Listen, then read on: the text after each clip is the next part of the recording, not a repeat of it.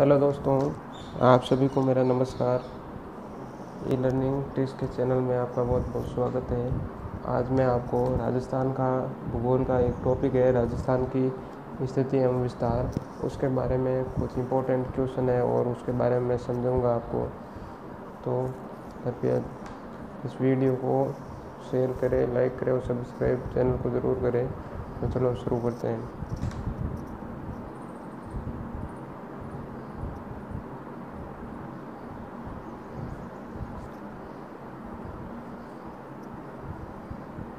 राजस्थान का भूगोल।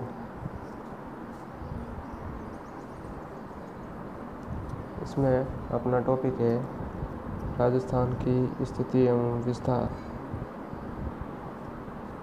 राजस्थान की स्थिति एवं विस्तार, ठीक है। इसमें सबसे पहले अपन राजस्थान की स्थिति के बारे में जानेंगे। तो सबसे पहले लिख देते हैं राजस्थान की स्थिति। राजस्थान की स्थिति। तो राजस्थान की स्थिति अपन एक डायग्राम के बारे में ग्राफ से समझेंगे, कहाँ स्थिति है, कैसी है, ठीक है।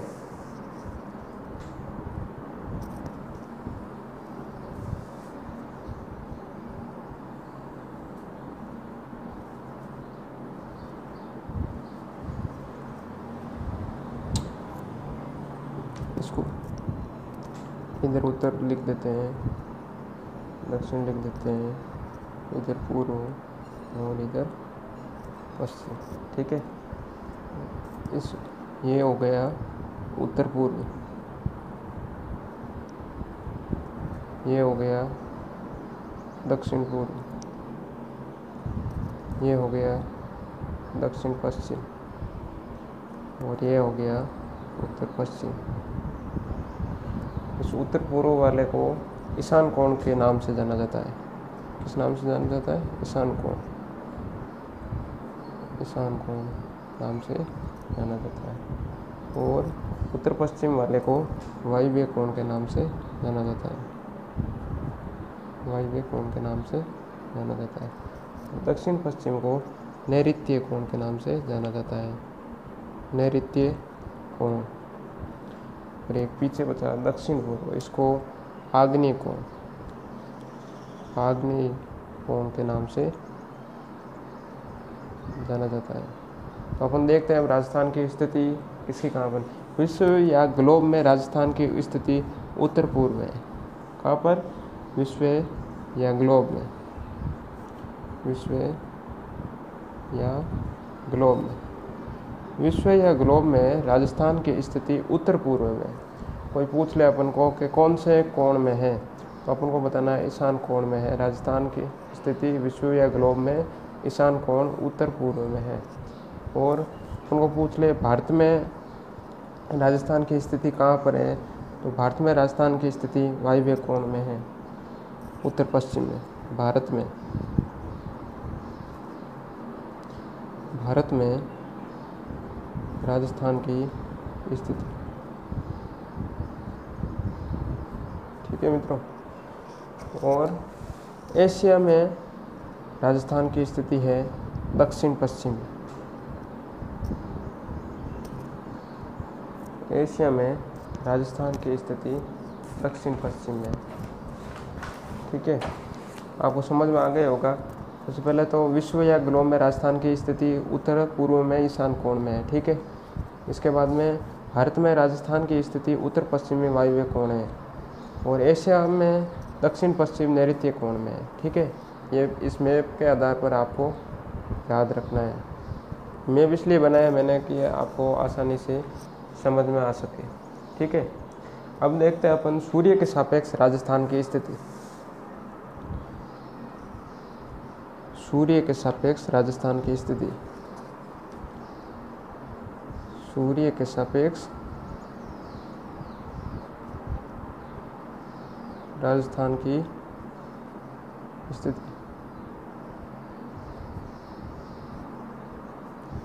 सूर्य के सापेक्ष राजस्थान की स्थिति।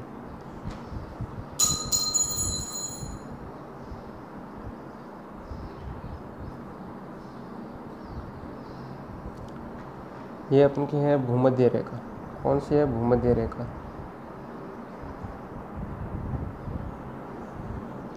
ये है कर्क रेखा और ये है मकर रेखा।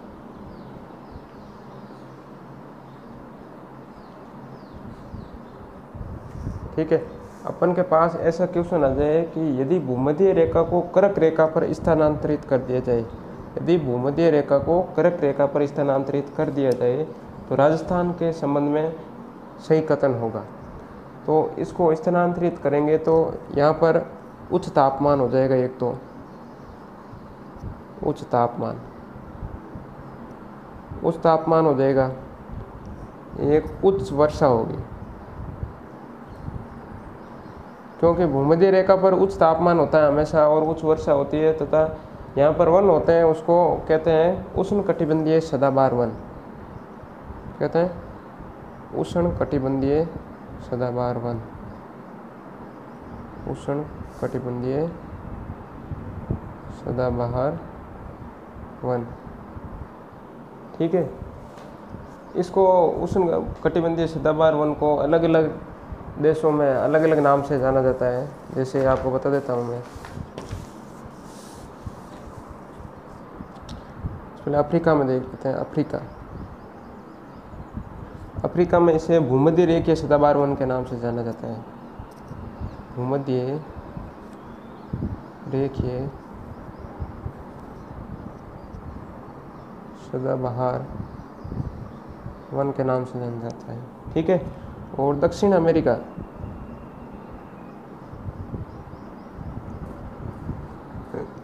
अमेरिका में अमेजन वर्षा वन के नाम से जाना जाता है।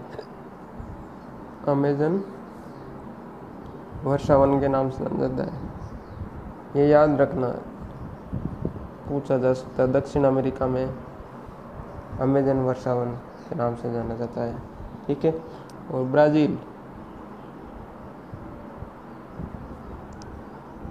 ब्राज़ील में शैलवास वन के नाम से जाना जाता है, शैलवास वन। ठीक है, और दक्षिण भारत में सोलास वन, दक्षिण भारत में सोलास वन के नाम से जाना। देखो, अब अफ्रीका में भूमध्य रेखीय सदाबहार वन, दक्षिण अमेरिका में अमेजन वर्षा वन, ब्राज़ील में सोलवास वन और दक्षिण भारत में सोलास वन। ठीक है, अब आगे देखते हैं। ठीक है, अगर कर्क रेखा पर सूर्य सीधा चमकेगा, ये बनाया था, ये भूमध्य रेखा, ये कर्क रेखा। ठीक है, यहाँ पर सूर्य सीधा चमकेगा। ठीक है, कर्क रेखा, यहाँ पर सूर्य कर्क रेखा पर सूर्य का सीधा चमकना, जिसे कर्क संक्रांति कहते हैं। कर्क रेखा पर सूर्य का सीधा चमकना कर्क संक्रांति कहलाता है। ये सीधा चमकेगा 21 जून को। कब चमकेगा? 21 जून को। इस दिन सबसे बड़ा दिन और सबसे छोटी रात होती है। 21 जून को क्या होता है? सबसे बड़ा दिन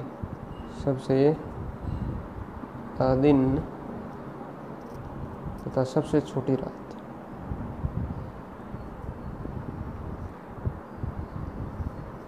सबसे छोटी रात। ठीक है, अगर सूर्य कर्क रेखा को बता दिया आपको 21 जून को होगा। ठीक है, अगर सूर्य मकर रेखा पर सीधा चमकेगा तो क्या होगा? उसे मकर संक्रांति के नाम से जाना जाता है। यहाँ पर सीधा चमकेगा ना तो उसे हम मकर संक्रांति के नाम से जाना जाता है। मकर संक्रांति। मकर संक्रांति ये चमकेगा 22 दिसंबर को। 22 दिसंबर को ये चमकेगा। ठीक है। इस दिन सबसे छोटा दिन और सबसे बड़ी रात हो, क्या होगी? सबसे छोटा दिन, सबसे छोटा दिन तथा सबसे बड़ी रात होगी। इसका जस्ट अपोजिट है करक संक्रांति का मकर संक्रांति में, ठीक है। पता चल गया होगा आपको करक संक्रांति में मकर संक्रांति, ठीक है। अब अपन को कोई पूछ ले कि विश्व में दिन रात की अवधि समान कब होती है? विश्व में दिन रात की अवधि समान कब होती है? ठीक है, तो विश्व की दिन रात की समान अवधि होगी या तो सूर्य अपन का यहाँ ऊपर चमकेगा उत्तर में सबसे, ठीक है, या इधर चमकेगा तब समान होगी। यहाँ तो चमकेगा 21 मार्च को, 21 मार्च को चमकेगा, जिसको बसंत विषुव कहते हैं, बसंत विषुव, ठीक है, बसंत विषुव कहते हैं। और यहाँ चमकेगा 23 सितंबर को, इसको शरद विषुव।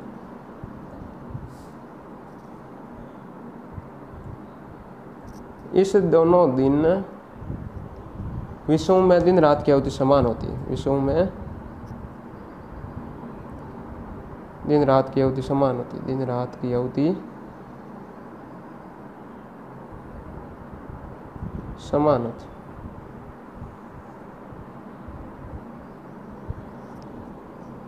ठीक है, अपन को ये याद रखना है, विश्व में दिन रात की अवधि समान कब होती है? 23 सितंबर या 21 मार्च को। ये उत्तरायण में चमकेगा तब होगी और ये दक्षिणायन में चमकेगा तब होगी, ठीक है। अब अपन देख लेते हैं सूर्य का तिरछापन और सीधेपन का क्या है।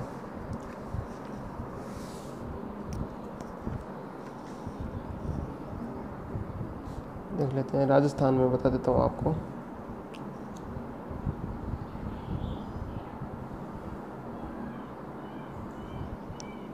सबसे इधर तो है अपन के दक्षिण में बांसवाड़ा,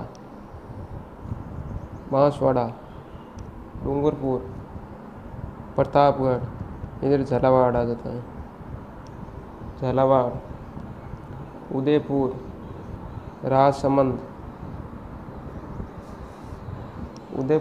राजसमंद, पाली, जोधपुर, नागौर, बीकानेर, चूरू, हनुमानगढ़ और गंगानगर, ये क्रम है, ठीक है। तो सूर्य यहाँ पर है, ठीक है, भूमध्य रेखा पर। सूर्य कहाँ पर है? भूमध्य रेखा पर। तो सबसे सीधा अपन के भूमध्य रेखा पर सूर्य है, तो सबसे पहले सीधा तो बांसवाड़ा में चमकेगा, सबसे सीधा बांसवाड़ा में चमकेगा, सबसे सीधा बांसवाड़ा में चमकेगा। तो अपने तिरछा सबसे कहाँ ऊंचे? गंगानगर, सबसे तिरछा, और सबसे सीधा बांसवाड़ा में, ठीक है। या अपने यहाँ समथिंग कर्क रेखा होती है, यहाँ सबसे सीधा अपन को पूछ ले सीधेपन का क्रम क्या है, तो सीधा सबसे पहले ये बांसवाड़ा आएगा, डूंगरपुर, प्रतापगढ़, झालावाड़, उदयपुर, राजसमंद, इस तरफ से चलना। और अपन को तिरछापन का क्रम पूछ ले तो सबसे तिरछा तो गंगानगर में है सबसे पहले, तो इस साइड से आना है, ठीक है। और क्रम पूछे तो आप बता देना, आप बता दिया आपको, सीधा इधर से है और तिरछा उस साइड से है। सबसे तिरछा तो होएगा गंगानगर, ठीक है। और इसके बाद में अब राजस्थान का विस्तार के बारे में पढ़ते हैं, ठीक है। राजस्थान की स्थिति तो आपको बता दी सब, अब पढ़ते हैं राजस्थान का विस्तार। राजस्थान का विस्तार,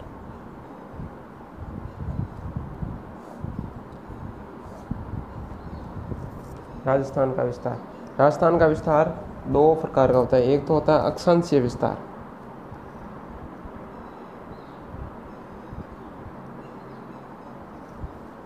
एक होता है अक्षांशीय विस्तार और दूसरा होता है देशांतरीय विस्तार। देशांतरीय विस्तार।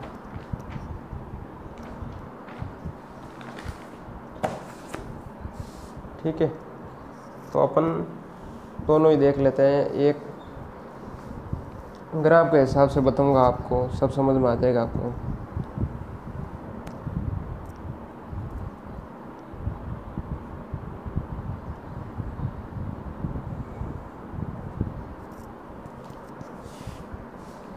ठीक है, सबसे इधर है राजस्थान में सबसे उत्तर की साइड एक तो अक्षांशीय विस्तार है और एक देशांतरीय है। राजस्थान का अक्षांशीय विस्तार 23 डिग्री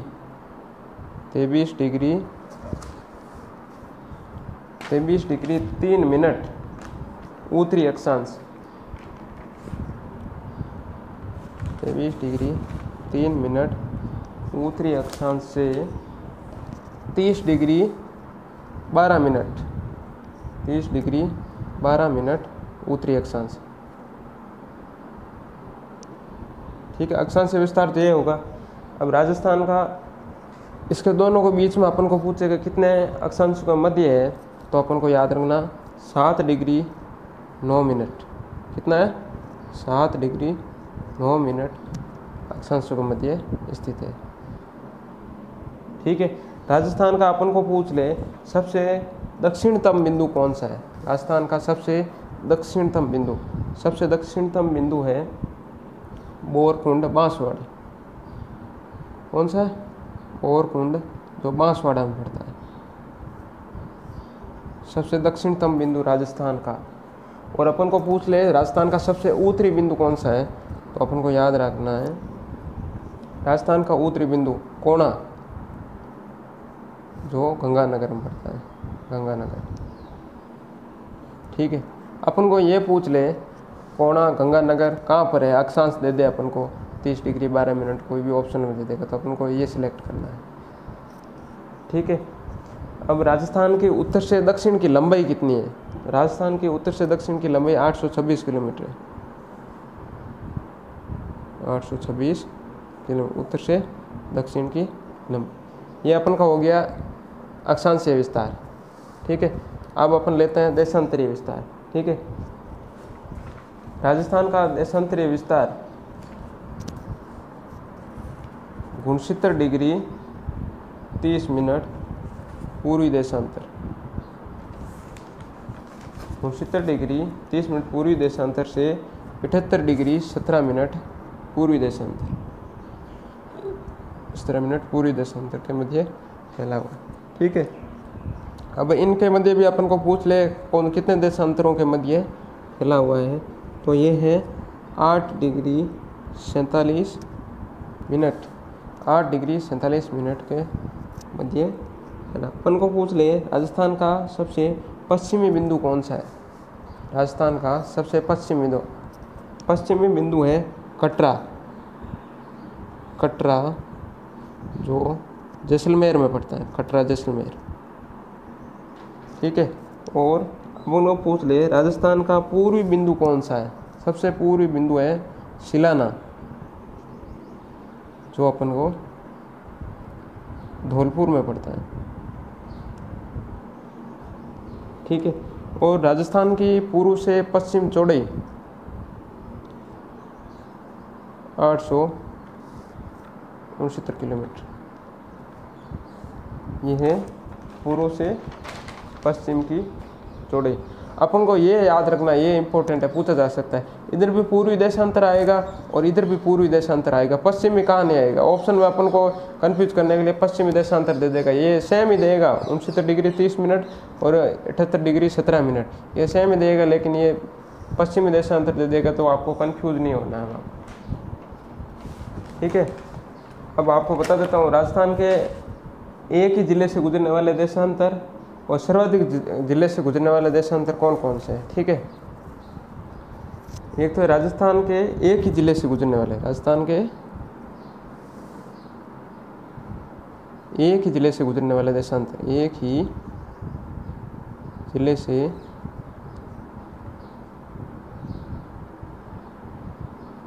गुजरने वाले देशांतर। एक तो 70 डिग्री पूर्वी देशांतर, ठीक है, एक है 78 डिग्री पूर्वी देशांतर। ये तो अपने जैसलमेर से गुजरता है। कहाँ से गुजरता है? जैसलमेर से, याद रखना। और ये गुजरता है धौलपुर से। 70 डिग्री पूर्वी देशांतर जैसलमेर से और 78 डिग्री पूर्वी देशांतर धौलपुर से गुजरता है। अब अपन को पूछ ले कि राजस्थान के सर्वाधिक जिलों से गुजरने वाला देशांतर, सर्वाधिक जिलों से गुजरने वाला देशांतर, सर्वाधिक जिलों से गुजरने वाला देशांतर कौन सा है? तो अपन को एक तो है 74 डिग्री पूर्वी देशांतर और एक है 75 डिग्री पूर्वी देशांतर। ये अपन को याद रखना है। और अपन को पूछ ले राजस्थान के एक ही जिले से गुजरने वाला अक्षांश पूछ ले। ये तो अपन को देशांतर बता दिया, ठीक है। अक्षांश पूछ ले, एक ही जिले से गुजरने वाला अक्षांश, अक्षांश पूछ ले एक ही जिले से, अक्षांश एक ही जिले से, तो इसमें कोई नहीं आएगा, ठीक है। अब अपन को पूछ ले राजस्थान के सर्वाधिक जिलों से गुजरने वाला अक्षांश पूछ ले कि राजस्थान के सर्वाधिक जिलों से गुजरने वाला अक्षांश कौन सा है? सर्वाधिक जिलों से गुजरने वाला अक्षांश, अक्षांश सर्वाधिक जिलों से गुजरने वाला,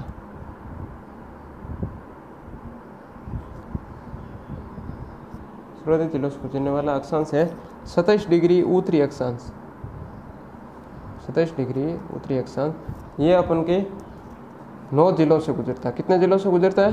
9 जिलों से सर्वाधिक। अपन को सब बता देते हैं राजस्थान की उत्तर से दक्षिण की लंबाई कितनी है, चौड़ाई कितनी है, लेकिन ये कोई नहीं बताता है कि विकर्णों की लंबाई कितनी है। मैं आपको विकर्णों की लंबाई के बारे में बताऊंगा। अपन ने ये तो पढ़ा ही है, ठीक है। इसकी तो बताते 826 होती है, इसके 869 होती है, लेकिन इसकी इस विकर्ण की लंबाई उत्तर उत्तर पूर्व से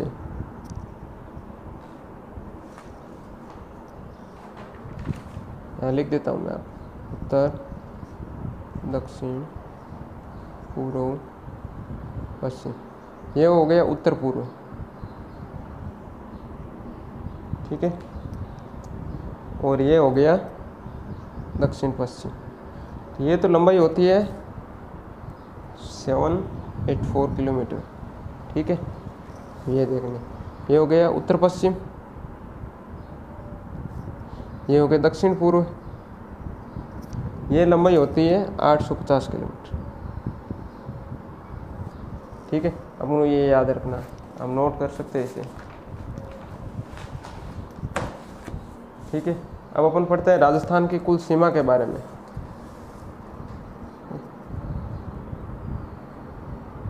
राजस्थान की कुल सीमा, राजस्थान की कुल सीमा के बारे में पढ़ते हैं। राजस्थान की कुल सीमा 5920 किलोमीटर है। इसे 2 भागों में बांटा जाता है, एक तो स्थलीय सीमा,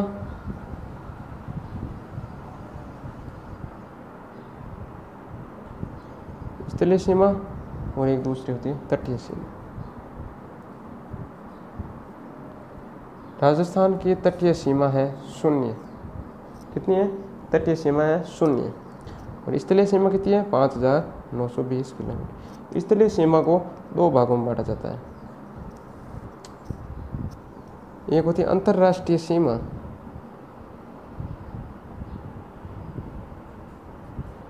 अंतर्राष्ट्रीय सीमा, और एक होती है अंतर्राज्यीय सीमा।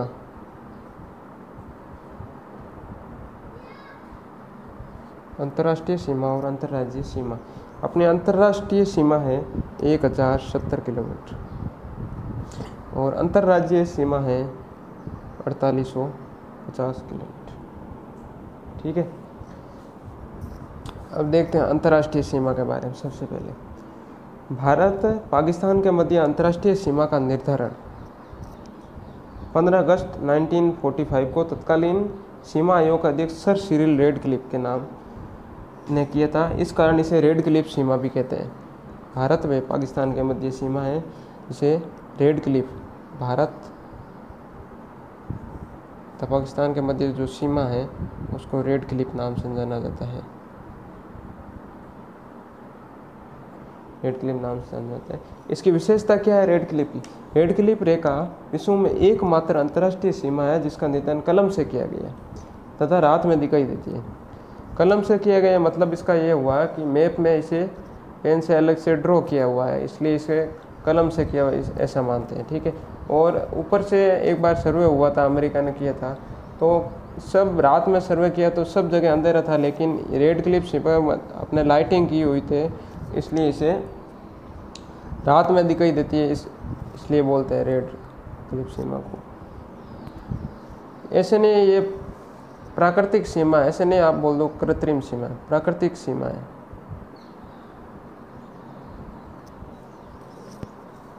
रेडक्लिफ, ठीक है। अपन देखते हैं इसका विस्तार देखते हैं, ठीक है।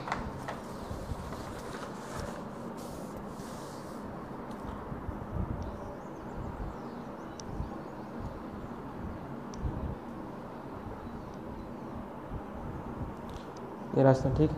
सबसे पहले यहाँ से शुरुआत होती है अंतर्राष्ट्रीय सीमा की। हिंदुमल कोट,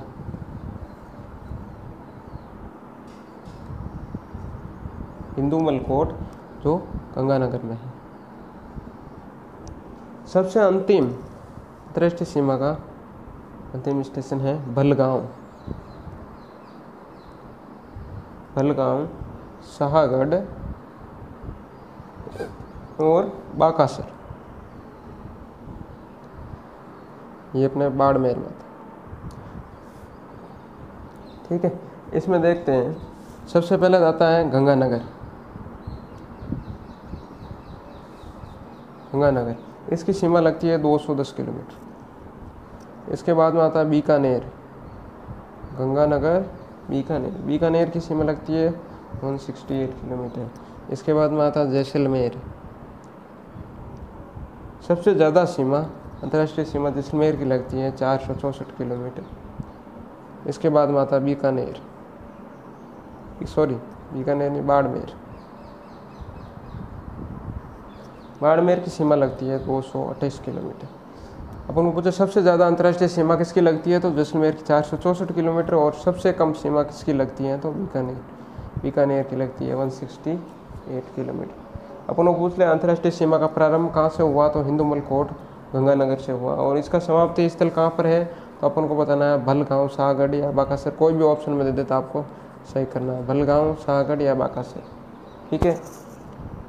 अपन को पूछ रहे हैं अंतर्राष्ट्रीय सीमा पर स्थित राजस्थान के जिले कितने हैं, तो 4 हैं। अपन को उत्तर से दक्षिण क्रम पूछ ले तो इसे ऐसे करना है, गंगानगर, बीकानेर, जैसलमेर और बाड़मेर, ठीक है।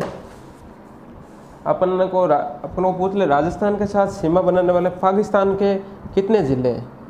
अपन को राजस्थान के पढ़ लिए ये ज़िले हैं, ठीक है। अपन को पूछ ले पाकिस्तान के कितने ज़िले हैं, तो राजस्थान के साथ सीमा बनाने वाले पाकिस्तान के ज़िले, सीमा बनाने वाले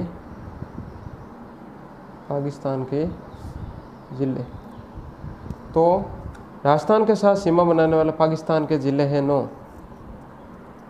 ठीक है। पंजाब प्रांत के हैं 3 और सिंध प्रांत के हैं 6। तो पहले देखते हैं पंजाब प्रांत के। पंजाब प्रांत के हैं बहावलनगर, बहावलनगर, सेकंड है बहावलपुर, और थर्ड है रैमियार खां,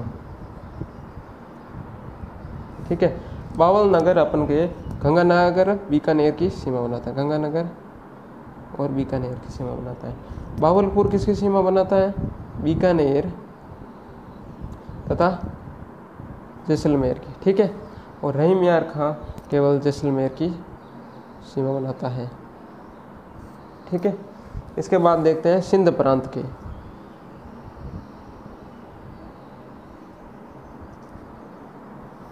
सिंध प्रांत के एक तो छोटकी, सुकूर, खेरपुर, संगर, उमरकोट और थारपारकर। ठीक है, अपन को ये याद रखना है। 3 तो है, 6 और 3 9 हो गए। ठीक है, तो सबसे पहले देखते हैं छोटकी किसकी सीमा बनाती है, तो ये जैसलमेर की सीमा बनाती है। ये लगातार तीनों है जैसलमेर की है। शुक्र भी जैसलमेर का है, जैसलमेर के साथ सीमा बनाता है, और खेरपुर भी जैसलमेर के साथ सीमा बनाता है। ठीक है, अब संगर देखते हैं। संगर जैसलमेर और बाड़मेर के साथ सीमा बनाता है, जैसलमेर बाड़मेर के साथ। उमरकोट ओनली बाड़मेर के साथ सीमा बनाता है, और थारपारकर बाड़मेर के साथ सीमा बनाता है। ठीक है, अपन को क्वेश्चन आ जाए, राजस्थान के साथ सर्वाधिक सीमा बनाने वाला पाकिस्तान का कौन सा जिला है, तो अपन को लिखना है बाहवल नगर। फिर ये क्वेश्चन आ जाए, घुमा फिरे का आपको पूछ ले, पाकिस्तान का वह जिला जो गंगानगर को पूर्ण रूप से ढकता है, गंगानगर को पूर्ण रूप से ढकने वाला जिला है बाहवल नगर। इसका मतलब गंगानगर के साथ सर्वाधिक सीमा इसकी लगती है बाहवल नगर। ठीक है, अपन को पूछ ले, न्यूनतम सीमा बनाने वाला पाकिस्तान का जिला कौन सा है, तो न्यूनतम सीमा बनाने वाला पाकिस्तान का जिला है उमरकोट। ये सबसे न्यूनतम सीमा बनाता है। हमको पूछ ले, राजस्थान के 2 जिलों के साथ सीमा बनाने वाले पाकिस्तान के जिले, राजस्थान के 2 जिलों के साथ, मतलब 2 जिलों के साथ एक तो बनाता है संगर, एक बनाता है बाहवल नगर, एक बनाता है बाहवलपुर। ठीक है, आपको समझ में आ जाएगा। ये इतना देके इतना याद कर लोगे तो इतने सब क्वेश्चन क्लियर हो जाएंगे। अब उनको पूछ ले, केवल जैसलमेर के साथ सीमा बनाने वाले पाकिस्तान के ज़िले कौन से, एक तो रहीम यार खां हो गया, छोटकी हो गया, शुक्र हो गया, खेरपुर। ठीक है, आपको इतना याद करना पड़ेगा ये सब, इससे बिना कुछ नहीं होगा आपका। ठीक है, अपन अब देख लेते हैं अंतर्राज्यीय सीमा। अंतर्राष्ट्रीय सीमा के बारे में आपको बता दिया, अब देख लेते हैं अंतर्राज्यीय सीमा।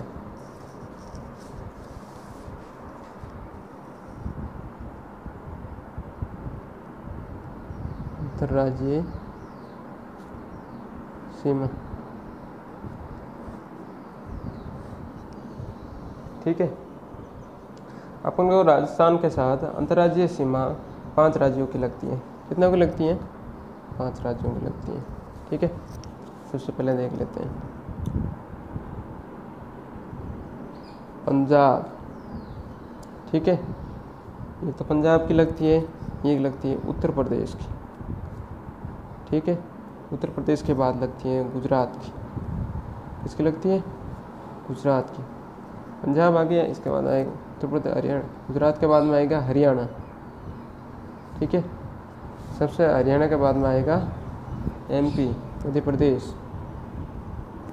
इसकी लगती है 89 किलोमीटर, 877 किलोमीटर, 1022 किलोमीटर, 1262 किलोमीटर। और सबसे ज़्यादा सीमा लगती है मध्य प्रदेश की 1600 किलोमीटर। ये तो लगती है सबसे ज़्यादा, सबसे ज़्यादा। ठीक है, और सबसे कम पूछे तो पंजाब की लगती है सबसे कम।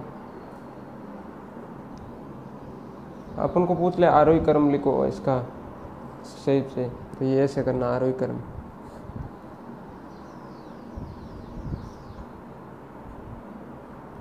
और अवराही पूछ ले, अपन को क्रम पूछ ले तो सेट से कर देना। ठीक है, अब सबसे पहले लेते हैं अपन राजस्थान में पंजाब के साथ।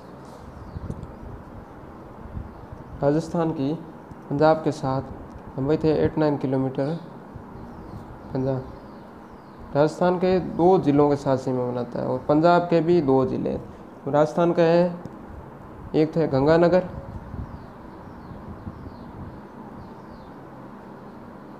और दूसरा है हनुमानगढ़। ठीक है, तो पंजाब के भी 2 है, तो एक तो हो गया फाजिल्का, और दूसरा हो गया श्री मुक्तसर साहिबा, श्री मुक्तसर साहिबा, श्री मुक्तसर साहिबा। इसकी लगती है सर्वाधिक और नीचे वाले की न्यूनतम। इसकी लगती है सर्वाधिक और इसकी न्यूनतम सीमा लगती है। ठीक है, अब सेकंड लेते हैं अपन, राजस्थान और उत्तर प्रदेश। राजस्थान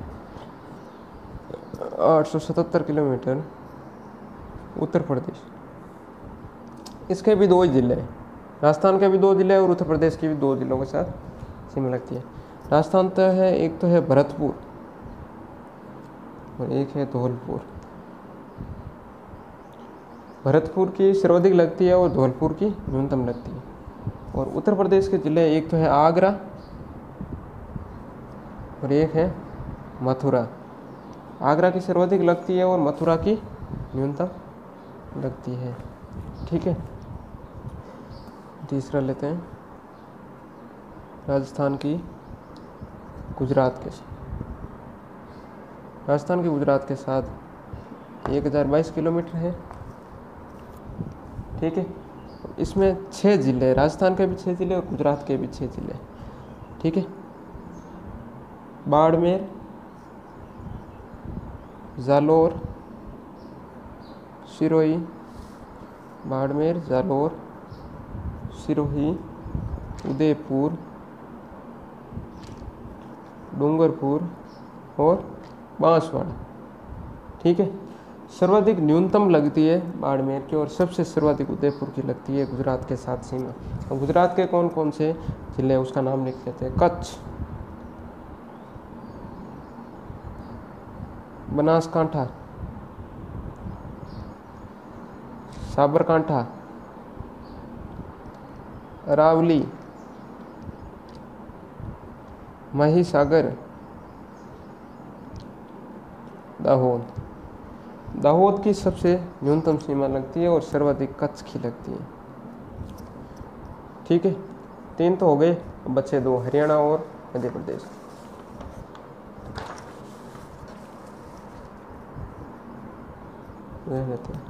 राजस्थान, हरियाणा 1262 किलोमीटर। इसके 7 जिले हैं राजस्थान के और हरियाणा के भी 7 जिले हैं। ठीक है, राजस्थान के देख लेते हैं पहले, उसके बाद हरियाणा के देख लेते हैं। हनुमानगढ़, चूरू, झुंझुनू, सीकर, जयपुर, अलवर और भरतपुर। सबसे न्यूनतम सीमा लगती है जयपुर की और सर्वाधिक सीमा हनुमानगढ़ की लगती है। अब हरियाणा के जिले देख लेते हैं। सिरसा, फतेहाबाद, सिरसा, फतेहाबाद, हिसार, भिवानी, महेंद्रगढ़, रेवाड़ी और मेवात। ठीक है, तो सर्वाधिक तो लगती है इसकी सिरसा की और सबसे कम लगती है फतेहाबाद की, ये याद रखना। ठीक है, अब एक बचा, कौन सा बचा है? मध्य प्रदेश। सबसे ज़्यादा सीमा मध्य प्रदेश की लगती है। 5 नंबर राजस्थान, MP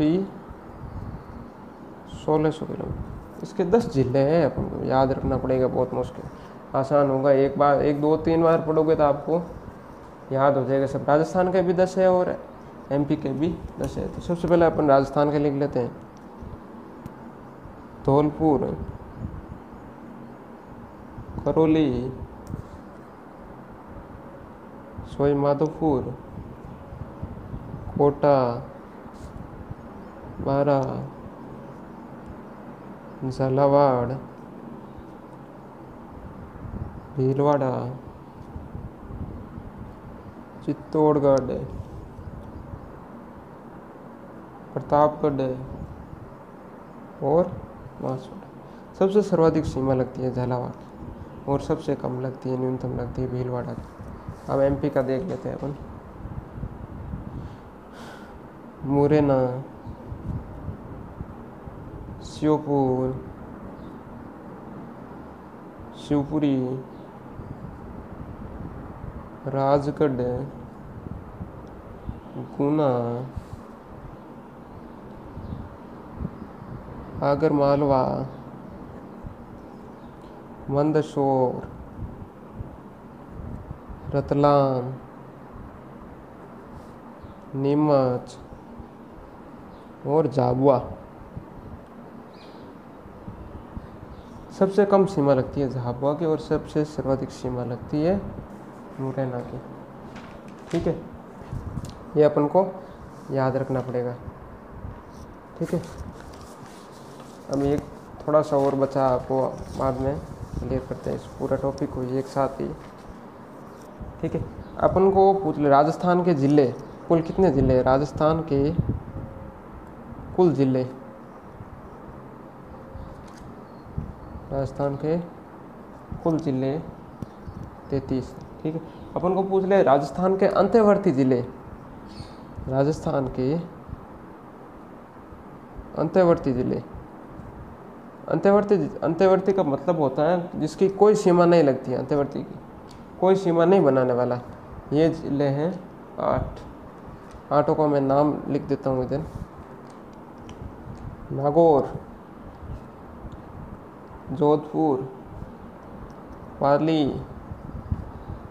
राजसमंद, अजमेर, टोंक, दौसा और बूंदी। ये अपन को याद रखना है। ये अंतर्वर्ती ज़िले हैं 8। राजस्थान के अंतर्वर्ती 8 चले गए तो सीमावर्ती ज़िले कितने हो गए? तो 25। राजस्थान के सीमावर्ती ज़िले 25 हो गए। ठीक है, अपन को पूछ ले केवल अंतर्राष्ट्रीय सीमा बनाने वाले, केवल अंतर्राष्ट्रीय, केवल अंतर्राष्ट्रीय सीमा।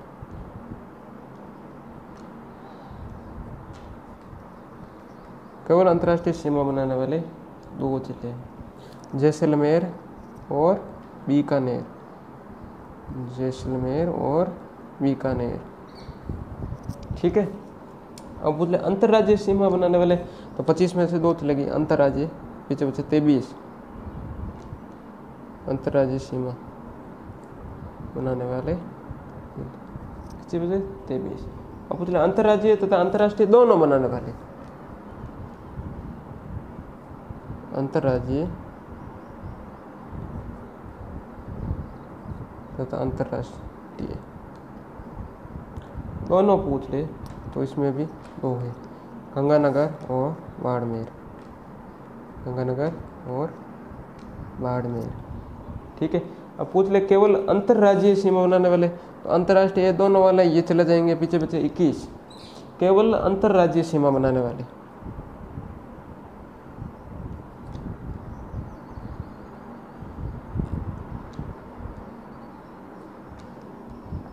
ठीक है, अब पूछ ले अपन को 2 राज्यों के साथ सीमा बनाने वाले।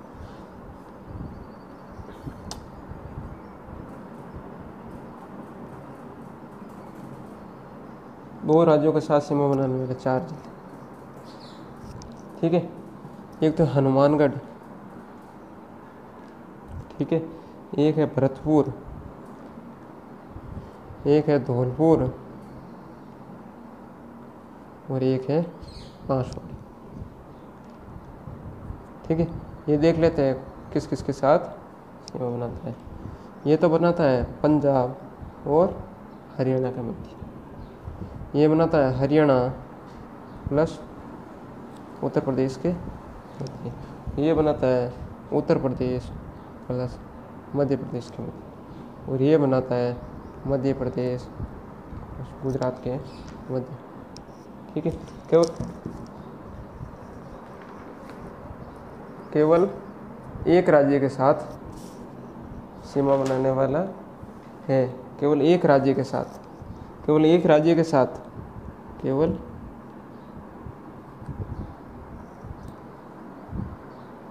एक राज्य के साथ, वो है पीछे अपन कितने बजे, 21 में से 4 गए, कितने बचे, 17। ठीक है, अपन को पूछ ले सर्वाधिक अंतर्राज्यीय सीमा बनाने वाला जिला, सर्वाधिक अंतर्राज्यीय सीमा बनाने वाला जिला, ये लिख लेते हैं, सर्वाधिक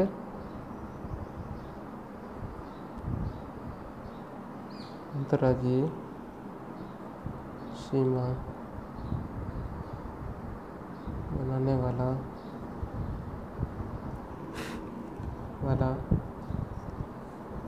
जिला कौन है, झालावाड़। यमुना था 560 किलोमीटर। और सबसे न्यूनतम हो गया बाड़मेर 14 किलोमीटर।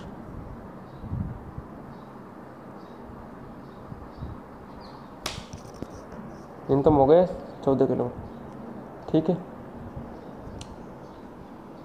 अब पूछ ले अपन को सर्वाधिक स्थलीय अंतर्राज्यीय सीमा बनाने वाला, सर्वाधिक स्थलीय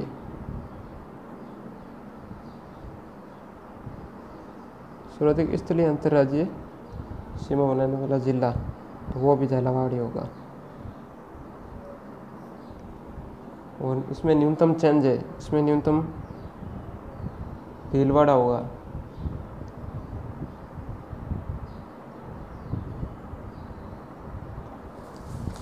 ठीक है, उनको पूछ ले मध्य प्रदेश के साथ 2 बार सीमा बनाने वाले जिले कौन से हैं। मध्य प्रदेश के साथ 2 बार सीमा, 2 बार सीमा बनाने वाले कोटा तथा चित्तौड़गढ़। ठीक है, राजस्थान के मुख्य भूमि से अलग जिलों का सही युग्म कौन सा है। राजस्थान की मुख्य भूमि से अलग जिलों का, राजस्थान के मुख्य भूमि से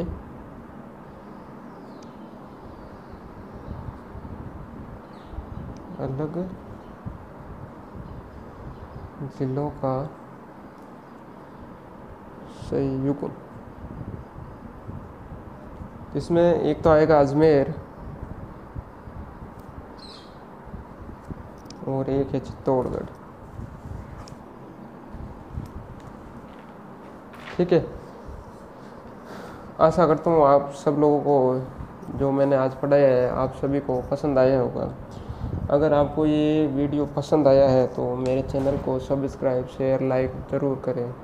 थैंक यू।